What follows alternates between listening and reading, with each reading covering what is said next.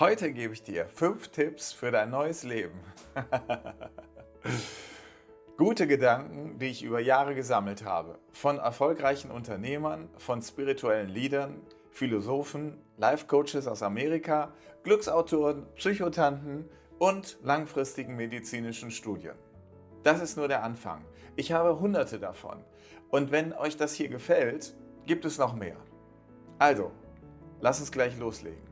Erstens, übernimm Verantwortung für dein Leben. Im Jargon der Berater sprechen wir oft von Ownership. Ein schönes Wort. Wer ist Owner des Projekts? Das heißt, wem gehört es? Und das, was dir gehört, das verteidigst du. Du kämpfst dafür. Es ist deins. Deswegen, es klingt vielleicht banal, aber ist es überhaupt nicht. Erfolgreiche Menschen übernehmen die volle Verantwortung für ihre Entscheidungen und für ihr Leben. Nicht erfolgreiche Menschen, sie lassen ihr Leben von den Umständen bestimmen. Das heißt, wenn etwas mal nicht klappt, sind die anderen schuld. Oder die Wirtschaftslage, das Wetter. Ja, einverstanden. Es gibt Dinge, die kannst du nicht ändern. Kommen wir gleich dazu. Aber du bist nie machtlos. Dann musst du eben gegensteuern. Du musst kämpfen für das, was dir gehört. Hör auf, Ausreden zu suchen oder andere zu beschuldigen und werde du zum Macher, zum Gestalter deines eigenen Schicksals. Es gibt nur diese eine Möglichkeit. Zweitens, akzeptiere, was du nicht ändern kannst. Die stoischen Philosophen lehrten uns, dass ein großer Teil unseres täglichen Frusts daher kommt, dass wir versuchen, alles zu kontrollieren. Insbesondere Dinge zu kontrollieren, die außerhalb unserer Macht liegen. Wie zum Beispiel, da haben wir es, das Verhalten anderer Menschen. Im Straßenverkehr, das Verhalten unserer Schwiegermutter, das Verhalten der Nachbarn oder das der Leute in der Schlange an der Supermarktkasse. Deswegen sage ich dir, konzentriere dich auf das, was du beeinflussen kannst und lerne, den Rest zu akzeptieren. Das sagen die Stoiker. Das waren Philosophen im wieder mal alten Griechenland, die bis heute ihre Fans haben. Diese Fans sind eben diese Menschen mit dieser stoischen Gelassenheit, die sehr viel von Selbstbeherrschung halten. Und das heißt eben nicht, völlig passiv zu sein. Denn du kannst dir eine Menge ändern. Zum Beispiel deine Reaktion auf das Verhalten anderer Menschen. Oder du kannst selbst vorangehen, die Initiative übernehmen, anstatt auf andere zu warten.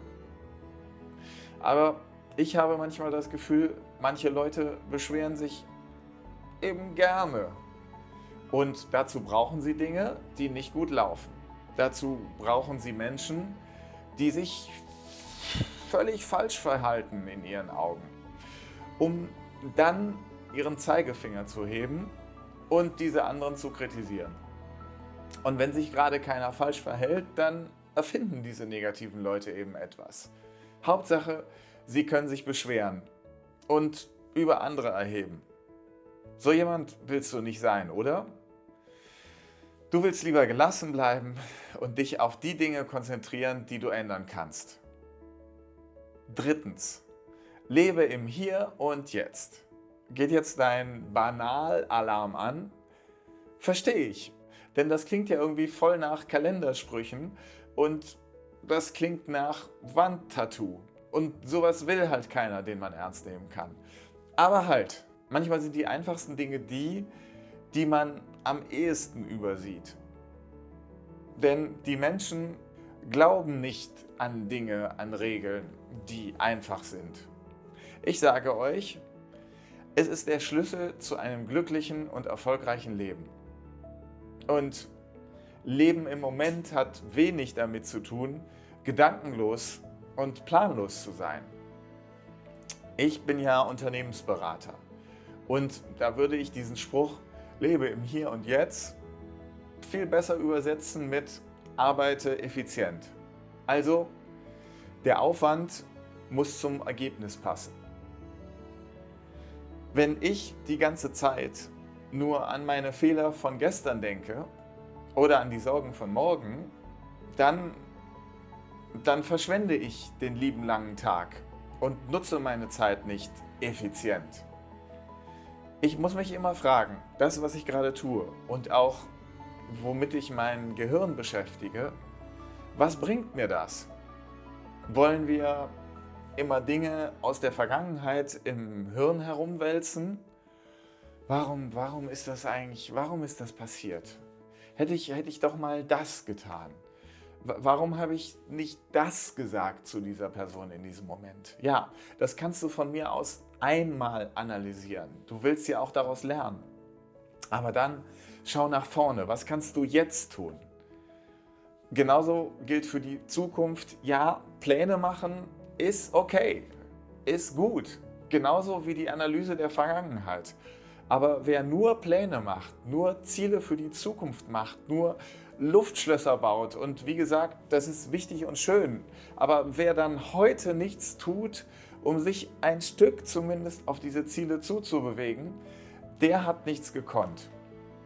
Deswegen, das, was moderne Achtsamkeitsstudien sagen, wie wichtig es ist, sich die Bedeutung des gegenwärtigen Moments vor Augen zu führen und auch was der Buddhismus immer propagiert, dass immer, wenn du dir Sorgen machst über die Zukunft oder in der Vergangenheit lebst, dann machst du dir die Freude am Jetzt kaputt. Und genau das wollen wir nicht. Du musst lernen, das Leben jetzt zu genießen, jetzt zu gestalten. Das ist der Weg. Banalalarm aus. 4. Finde deinen Sinn. Der Sinn des Lebens ist, den Sinn des Lebens zu finden. Durch Trial and Error oder so. Erst wenn man weiß, was man nicht will, findet man heraus, was man will. Klingt strange, aber wenn wir alle in einer rosaroten Welt leben würden, in dem alle gleich sind, gleich nett, gleich flauschig, dann gäbe es ja keine wie immer geartete Wahl. Alles wäre immer gleich. Wir könnten zu überhaupt nichts Ja sagen und zu nichts Nein. Wie langweilig. Und wir hätten keine Chance, uns irgendwie weiterzuentwickeln, an anderen uns zu reiben. Tatsache ist, wir brauchen das, was Abraham Hicks den Kontrast nennt. Dinge, die uns nicht gefallen, doofe Dinge, schlechte Dinge, fürchterliche Dinge. Wenn wir solche Dinge erleben, erwächst daraus der Wunsch, diese Dinge abzustellen. Du sagst dir, nein, das will ich nicht. Wenn ich zum Beispiel in einer lieblosen Kindheit aufgewachsen bin, weil meine Eltern es halt selbst nicht anders erfahren haben als Kinder, weil sie es selbst nicht anders wussten, nicht besser konnten, dann entwickelt sich dadurch bei mir daraus der Wunsch, es anders zu machen, wenn ich die Chance dazu habe, wenn ich mal selbst Kinder habe. Das wird dann eben Teil meines Lebenssinns ab diesem Moment. Und da denke ich mit 18, mit 20, mit 30 drüber. Und bei anderen Dingen bin ich eben erst 40 oder 50 oder noch später. Manchmal brauchen wir ein paar Runden im Leben. Zum Beispiel, du denkst, du willst einfach nur viel Geld und eine blonde Frau mit blauen Augen haben. Du willst einen einflussreichen Posten haben in der Wirtschaft oder am Ende in der Politik. Du willst ein Strandhaus. Du willst in Blankenese wohnen. Und dann merkst du erst im Laufe deines Lebens, nach der Halbzeit vielleicht, ich will etwas anderes. Da ist irgendwo etwas anderes, was meinem Leben mehr Sinn gibt. Viktor Frankl hat deshalb gesagt, dass der Sinn des Lebens in der Sinnfindung liegt. Ob durch Arbeit, durch Beziehung, durch etwas, was wir mutig anpacken, finde etwas, das deinem Leben eine neue Richtung gibt, eine neue Bedeutung. Und 5. Setze dir sinnvolle Ziele. Erfolgreiche Geschäftsleute wie Bill Gates und viele andere haben immer wieder betont, wie wichtig es ist, sich klare Ziele zu setzen. Klare Ziele, das heißt bezifferbar, da musst du eine Nummer dran schreiben können. Und es heißt auch, bis wann, so konkret wie möglich. Ich habe zum Beispiel vor 20 Jahren mir mal so ein Erfolgsbuch gekauft. Und zwar, weil die Frankfurter Allgemeine Zeitung damals dazu schrieb, dieses Buch ist so toll, das sollte überall in Deutschland in der Schule gelehrt werden. Das war auch voller Lebensregeln. Und ich habe es mir also gekauft. Ich habe wohl nach Orientierung gesucht. Das war das erste Mal, dass ich überhaupt so ein Buch in dieser Richtung hatte. Ich glaube, es war von Bodo Schäfer, kann sein. Und da war in diesem Buch eine Frage: Wie viel Geld willst du im Monat verdienen? Und ich wurde aufgefordert, mir eine Zahl auszudenken. Eine hohe Zahl. Und dann wurde ich aufgefordert, sie zu verdoppeln. Und das sollte mein Ziel sein. Und das sollte ich hier in dieses Buch reinschreiben, was ich sonst nie getan hätte. Und ich habe es aber gemacht. Ich habe diese wahnsinnig hohe Zahl in dieses Buch reingeschrieben. Mir war ein bisschen schwindelig. Es hat irgendwie mir also einen Druck in mir ausgelöst, weil ich dachte, wie soll das denn bitte gehen? Ihr könnt es euch sicherlich denken, was jetzt kommt. Jahre später, da habe ich überhaupt gar nicht mehr an das Buch gedacht, das fiel mir erst viel später auf, da hatte ich den ersten Monat, wo ich diese Zahl erreichte. Ja, einen Monat, denn als selbstständiger Berater, da hast du ja kein regelmäßiges Einkommen. Das hängt von der Auftragslage ab, wie gut du ausgelastet bist. So, aber ich erreichte das nun das erste Mal, diese Zahl, und heute erreicht diese Zahl jeden Monat. Und das schon seit einigen Jahren. Konstant. Aber lustigerweise, sehr, sehr selten wurde es auch mehr im Monat. 3, 4 Mal vielleicht. Also was ist passiert? Ich habe mir mit dem, was ich in diesem Buch aufgeschrieben habe, nicht nur ein Ziel gesetzt, das mir, wie gesagt, damals fast unerreichbar vorkam, aber nur fast eben, sondern ich habe mir damit knallhart auch eben leider eine Grenze gesetzt. Und jetzt limitiert mich diese Grenze. Das Ziel ist zu niedrig geworden. Deswegen will ich meinem Leben nochmal eine neue Richtung geben. Und vielleicht habt ihr es ja schon gesehen in einem der vorhergehenden Videos. Ich dokumentiere das hier und Ziel ist, diese Zahl nochmals zu vervielfachen, so wie ich es schon einmal geschafft habe. Also, setze dir Ziele, aber sie dürfen weder zu einfach noch zu schwer sein.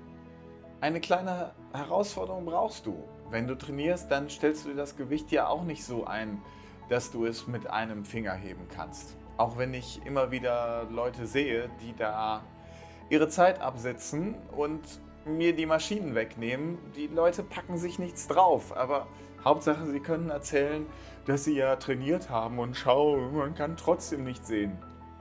Ja, du musst dir schon was auch zutrauen und du musst dich auch schon ein bisschen herausfordern.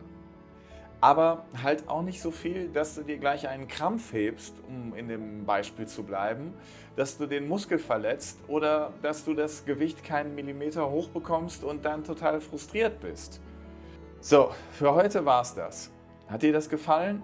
Dann gib mir doch bitte ein Like und abonniere auch meinen Kanal, denn das ist mir super wichtig. Und ich freue mich auch übrigens über jeden Kommentar. Und vielleicht ja interessiert dich auch noch dieses Video hier. Dann sehen wir uns ja gleich nochmal. Bis dahin, geh weiter auf deinem Weg. Du schaffst das.